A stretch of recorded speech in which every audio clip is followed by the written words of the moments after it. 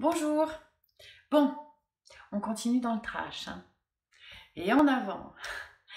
Alors, si mes vidéos vous plaisent, abonnez-vous, partagez, likez. Et mettez-vous à jour, si ce n'est pas déjà fait, avec les 3 premières blessures dans les vidéos précédentes.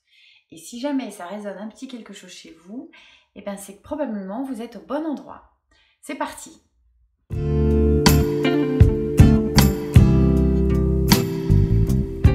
Numéro 4. Blessure de la trahison. Rien que ça.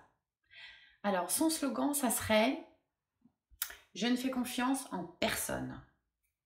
C'est sympa. C'est facile à vivre. Alors, vous avez une forte personnalité, hein. Un brin intolérant et complètement impatient avec les mots. Vous êtes méfiant, sceptique, vous détestez le mensonge, même si vous êtes capable de temps en temps de mentir.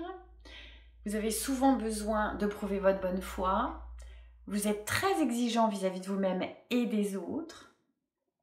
Vous voulez tout savoir sur tout et sur tout le monde, de peur d'être trahi. Vos opinions sont très tranchées. Vous êtes rarement dans le moment présent parce que, bah oui, vous prévoyez l'avenir, Madame Irma, pour être sûr de tout bien gérer et de ne rien oublier, et surtout que rien ne vous échappe. Vous prenez tout pour argent comptant. Une promesse, c'est une promesse, hein. C'est compliqué pour vous de montrer vos faiblesses ou de vous confier. Des fois qu'on profite de vous ou qu'on vous la fasse à l'envers. Le pardon, vous êtes plutôt rancunier. Vous tranchez dans le vif et vous pouvez tenir les autres pour responsables de vos problèmes.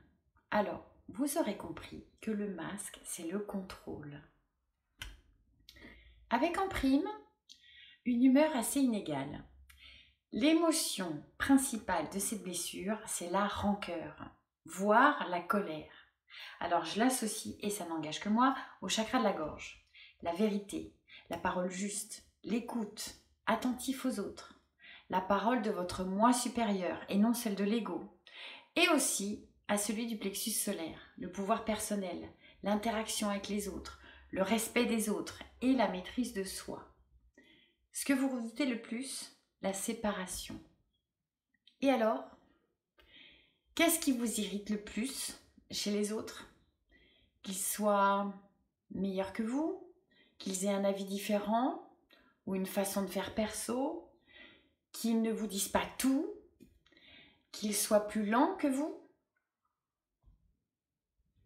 Vos mots-clés: je suis capable, fais-moi confiance, laisse-moi faire et je le savais. Vos points positifs: vous avez un mental d'acier. Vous êtes une personne très entreprenante et indépendante. Vous avez l'esprit vif. Vous comprenez et agissez très rapidement et êtes assez dans la séduction aussi. Donc, pour s'alléger un peu de cet étau, je mets en lumière mes mécanismes de défense.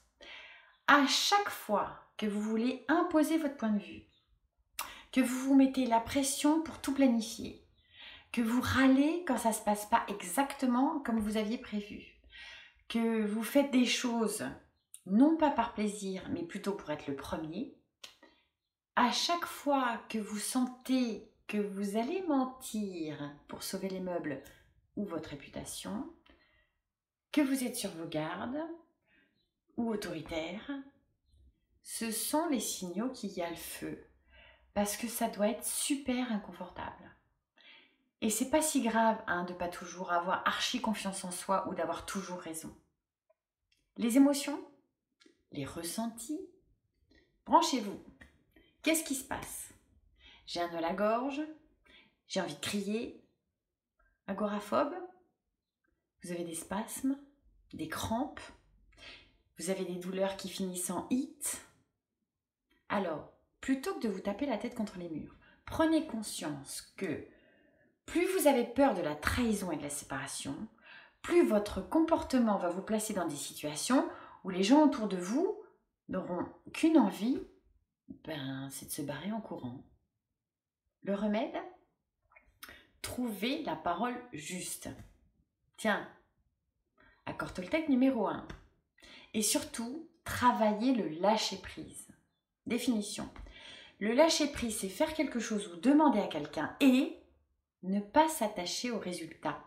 Ne pas s'enrager quand tout ne se passe pas comme vous l'aviez prévu. Laissez vos suppositions de côté. Apprenez à communiquer clairement et calmement. Acceptez les idées d'autrui.